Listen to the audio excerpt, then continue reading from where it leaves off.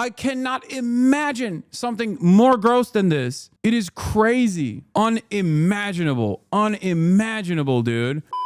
The moment that you recognize that every single Palestinian that has been slaughtered by the Israeli state is a real human being and not just like a part of a collective hive mind that is simply trying to for Israel because they hate Jews, is the moment that you recognize the depravity of Israel's actions. And unfortunately, that is the primary motivator for a lot of people. The inability for them to see the true horror that Israel has conducted. That is precisely the reason why so many people can like take this weird ass position where they're like, well, you know, Israel is doing a genocide, but also no one should really resist against that. Israel's doing a genocide, but like, how can we trust these Palestinians? I mean, they did October 7th. Israel's doing a genocide, but you know, the Palestinians are also a backwards people. You just simply don't believe that they're human beings that are worthy of dignity, worthy of sovereignty. Even if you say that you believe it, you clearly don't, because if you did, how can you present this position? It makes no sense. And you will find yourself, nah, dude, it's not a racist thing. I do think they are. I never said anything about that.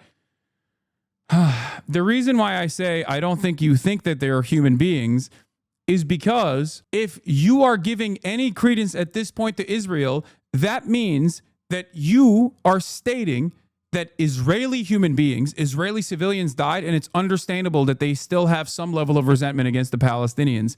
They're humans. Their victims are real victims. October 7 justifies at least some of this violence that Israel has unfolded on the Palestinian population. But you obviously don't think that the Palestinians are worthy of the same critical lens. They're not, you don't see them as human beings because they've done a million October 7s. What the fuck are we talking about? That's it. It's that simple. They've done October 7s in the past. Israel has done October 7s to the Palestinian population in the past. Okay?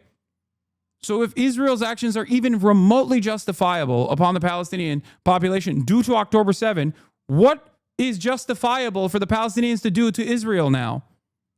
After all is said and done, what do you think is justifiable for the Palestinians to do to Israel because of the thousands of October 7s? Even Boner Box and those dipshits will recalculate. I saw a clip of Sex Pestany even being like, I don't really talk about Israel-Palestine as much anymore because they know the writing on the wall. And also, all of the things that they said, Trump is, and defended when Biden was doing, Trump is also doing. And they have to turn around and act like they're against Trump. They have to position themselves against Trump. So now they're just, you know, shamelessly moving on as though they did not do unlimited amounts of propaganda for Israel by directly going to Israel.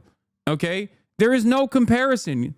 It's like flying to Nazi Germany and going on a Red Cross mission to that one concentration camp to say it's not a real concentration camp. They have showers. Like, it is literally the equivalent. But many people still don't want to cross that boundary. Many people don't want to recognize that it is identical, okay? It is identical. The numbers are not the same, but it doesn't matter. It's identical in its intention. It's identical in its inception. And those very same people would lose their minds if I even traveled to Qatar for fun. You know what I mean? They would be like, what?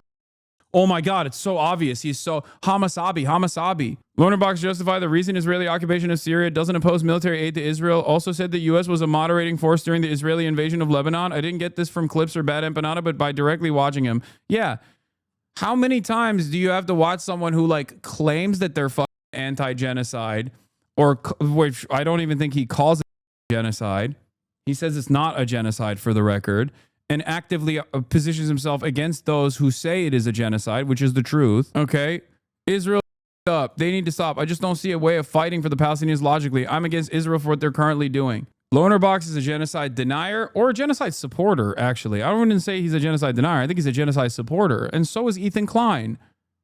Just because someone says that they are, they agree that it's a genocide, or maybe it is a genocide, and then sometimes they actually don't say it is, doesn't change the reality of your entire output as a content creator, as a commentator with a massive audience, not Lonerbox, but at least for Ethan Klein, is around attacking people who actually correctly call it genocide and demanding their deplatforming. Then you're not actually an advocate for Palestinians. You're a goddamn piece who actually raised money for the genocidaires, as a matter of fact, by duping the audience by claiming that he was raising money for the Palestinians. The depravity never ends, okay? It is insane to me that I didn't even want to mention that because I was like, there's no way, right? There's no way, right? Nope. Turns out the one time that he had another supposedly pro-Palestinian voice on was that one guy that works for the Atlantic Council, who unironically is a token, by the way, okay? Anti-Zionist Jews represent a much larger percentage and a much larger voice in the pro-Palestinian emancipatory movement than the one singular Palestinian guy who turns around and works with people who work at the ADL and works with the Atlantic Council. Yeah, he did that shit, by the way. So, Ahmed Al-Katib, okay, is a propagandist for Israel. Apparently, Ethan had him on his broadcast. So this might be. And then literally turned around and made it seem as though they were fundraising, told his audience that they were fundraising for Palestinians in Gaza. The fundraiser was for the Atlantic Council directly. All proceeds went to the Atlantic Council. He presented it as though he was fundraising for Palestinians in Gaza.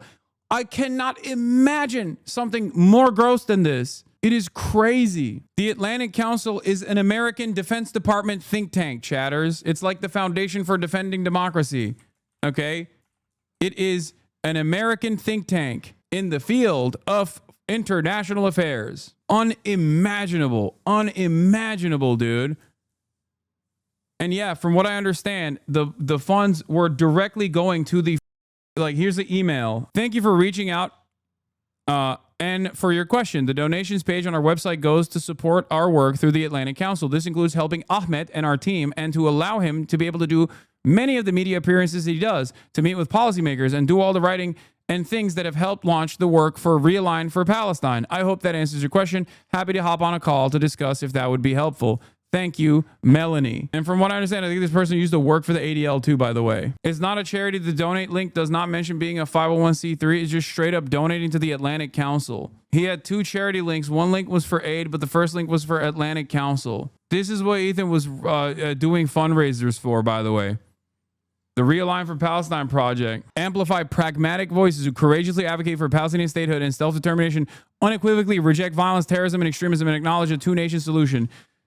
It's not a surprise that the likes of Ahmed are oftentimes retweeted and quote retweeted with regular frequency from the Israel Foreign Ministry, okay? The Israel Ministry of Foreign Affairs. They are working in unison. An American think tank that works with the American foreign policy apparatus in the State Department is obviously going to be pro-Israel. And of course, those people that work there, regardless of their background, are still absolutely working in collaboration with the state of Israel. And yes, Israel killed his entire family, by the way. Yes. Plus a mention of working family parties as an afterthought, even though they needed donations. Wait, WFP? Oh, World Food Program. As an afterthought, even though they don't need the donations out of all organizations, they just need the blockade to open, but it was like an afterthought anyway. He presented them both as if they were equally important. I cannot believe how you would turn around and try to send donations to a pro-Israel think tank, dude. It is crazy. The worst thing that I've seen the H3 podcast do so far, and that's obviously saying a lot. They are scamming people into donating for Palestine, except it's not actually donations for Palestine. It's not donating to like a charity like the UNRWA or the PCRF or something like that. No, it's donations for Palestine that they are soliciting, which go to a pro-Israel propaganda organization. So in that podcast episode from today, Ethan Klein had a talk with Ahmed Al-Katib, who is like this pro-Israel Palestinian who says, you know, Palestinians are at fault for all of their own misery. Israel does nothing wrong. And he works for the Atlantic Council propaganda organization. He's basically like the one guy who these Israelis prop up as their like token, look, a Palestinian who agrees with us sort of guy. So he always does the rounds. It seems like they can't find any other.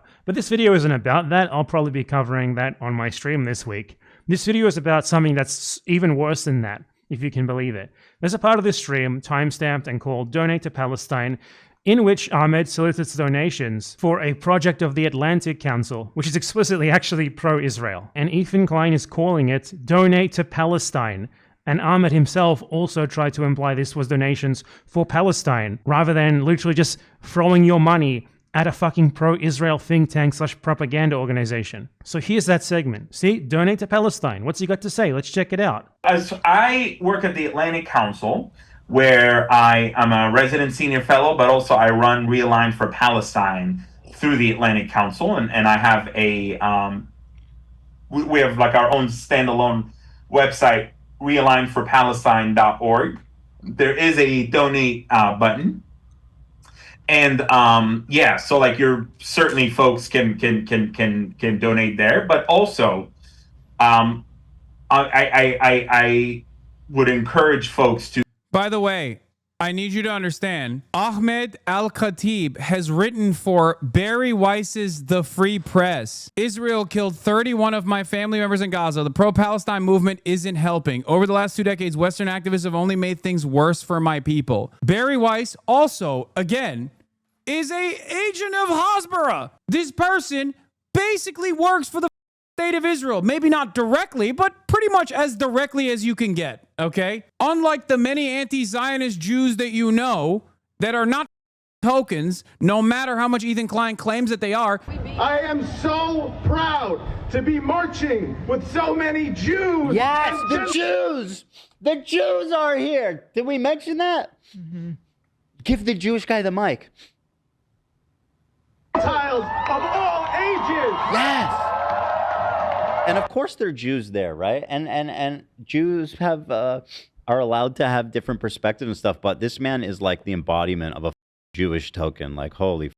So let's say 10,000 Jews are members of Jewish Voices for Peace, and they tour all around the country, showing up at every like pro-Palestinian protest or whatever they're doing, and they just they parade them around like here's one of the good Jews. It's 10,000 people of 6 million in America, and part of the disgusting propaganda that they do is that they try to convince everybody that this is this represents the Jewish majority, but it's not. Not anyway. It's whatever. Does not represent it. This is a token, and he's a paid token. He uses the death of his family as a way to literally do propaganda for the state of Israel. It is insane. There are other versions of this as well. You have the John Aziz, the peace poet or whatever. That's another one of those guys. There's a couple of these dudes.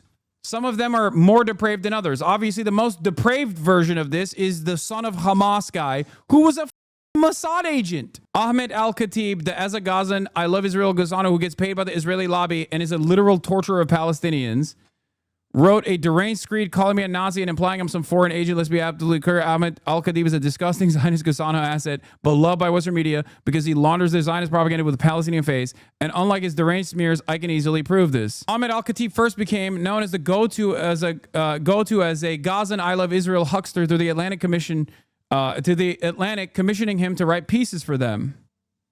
Okay, this is the Atlantic. Jeffrey Goldberg's prison. Norman Finkelstein writes for the Counterpunch. The Atlantic is run by, if you guys remember, Jeffrey Goldberg, who you might know his name because he was recently in the news because he was in that fucking group chat on Signalgate. And if you recall, I told you very much about his background as an Israeli concentration camp guard. Okay? Anyway, Ahmed Al-Katib keeps getting invited to CNN, MSNBC, The Atlantic, and other Western liberal mainstream media to be their little pet as a Gazan boy to launder all their grotesque smears. And he got his entire career as such from a literal Israeli torturer and killer of Palestinians who writes about Palestinians being killed with utter genocidal glee and joy. That's Goldberg that Z is talking about. And if you want to understand further, if you look at I went to UCLA campus last night and spent a few hours there before the police dispersed the encampment. I wanted to see the pro-Palestine student protest for myself and get a sense of the atmosphere, energy, and students, as well as the movement's focus and the desired goals. You're a hero. May God bless you and protect you, says Batya Unger Sargon. Consider the World Food Program has a Gaza Appeals page that is dedicated just for What is this? Project Unified Assistance? Ahmed asked to interview you when he was talking to Ethan. Please do and put him back in his place. No. Yeah, dude. So that they can cut more propaganda to be like, Hasan talks down the Palestinians who don't love Hamas. I'm never going to give him a platform. He already has enough in liberal media. So what's next, dude? Should I talk to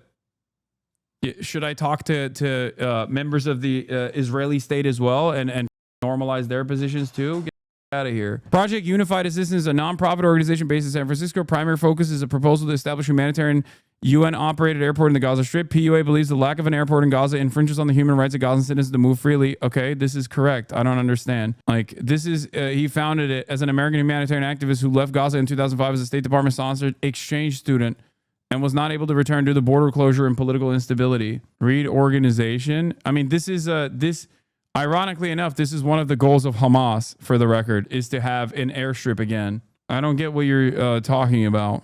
He left in 2005, the year Israel pulled out Oh, you're saying, isn't it suspicious when he left? Oh, yeah, okay. Yeah. When Israel pulled out of Gaza. Yeah. Yeah, I mean, he's a collaborator, yes. I mean, he writes for the Free Press. Like, yeah, he is a collaborator. Oh, anyway. I'm going to give you the page that is dedicated. So you can see here that Ahmed Al-Katib recommends donating to his own personal vanity page on the Atlantic Council website before he even mentions an actual organization that does something for Palestinians, the World Food Program. He sort of phrases them like they're the same thing. For sending food just for Gaza. And they are incredibly capable. Oh, that's great. What is that's so the world? Yes, world I just dropped it. So send us both links so we can put them in the description. Okay. I sent this. Check out Ahmed's org Realign for Palestine here. It's linked in the description. So let's go to the Realign for Palestine website. This is a website that's literally just pro-Israel talking points, anti-Palestinian talking points, set up to like masquerade as a pro-Palestinian website. And front and center, you go here, donate to the movement, you click it, donate today to stand with us in building a future rooted in hope and dignity. Each contribution strengthens the movement for peace and self-determination. You know, I noticed this is not tax deductible. It's not donating to a charity. It's literally just sending your money to Ahmed Al-Katib and the Atlantic Council. And this is marked as donate for Palestine. And it's in the description of the video. After 2 years, the stalwart pro-Palestinian Ethan Klein finally attempts to raise money for Palestine. And he sends it straight to a pro-Israel think tank. And it has like this thing of like quotes from Palestinians who support it. And they're all from Ahmed Al-Katib. It's literally his personal vanity website in which he solicits donations for himself. This is disgusting. This is absolutely gross. This is foul. What more is there to say about this? This guy solicits donations for himself from people who think they are donating to Gaza. What more can you expect from a dirty, disgusting collaborator like him? And what more can you expect from Ethan Klein? By doing this, Ahmed Al-Katib and the H3 podcast are literally stealing food from the mouths of starving Palestinian babies. And that is not an exaggeration. Ghouls. I mean, it's crazy. It's crazy to be like, oh yeah, well, you know, it's feel good. It's feel good. We did our job. We gave some money. What's bad about peace? You know, that's probably like the next stage in this, if you were to try and defend it.